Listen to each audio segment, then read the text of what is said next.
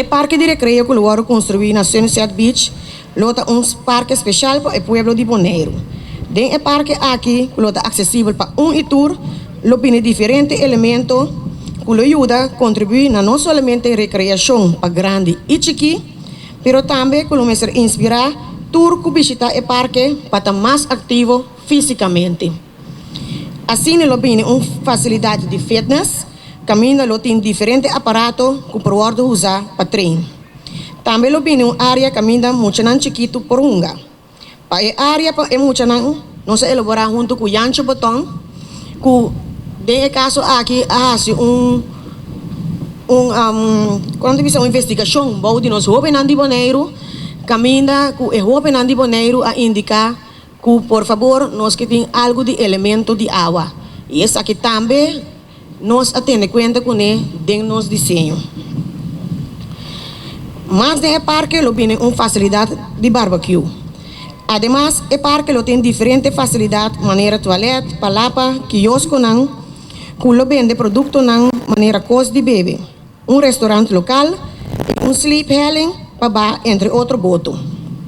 Maneira me mencionar anteriormente, nós temos em conta que tour que está habitar e duche isla aqui. PCI, nós assinta também com Mivabo e o Departamento de Samenleving en Zorg de OLB. Nós acorda riba nos grandes e pessoas com incapacidade física. E pessoas aqui promove tranquilamente tour caminha dentro do parque. Também bine tem hasta helling para gente com incapacidade física por baixo dentro da mão e uma área de parqueio. De encher o parque, lo bine uma facilidade de wifi e diferentes tipos de palo e mata local, maneira silver bottom, flamboyant e banana de ref. Que lo ajuda a ter a temperatura do parque mais agradável para o visitante. Tá interessante para mencionar que a ideia para irrigar o palo aqui com água reciclada de cloaca. Também luz e câmera super moderno e smart, lo pode usar que pode controlar a distância, assim por ajuda a manejar o gasto de manutenção mais melhor. E também ajuda com a parte de segurança. Nossa companhia de utilidade web e telco também aduna apoio para a parte de infraestrutura aqui durante o plano.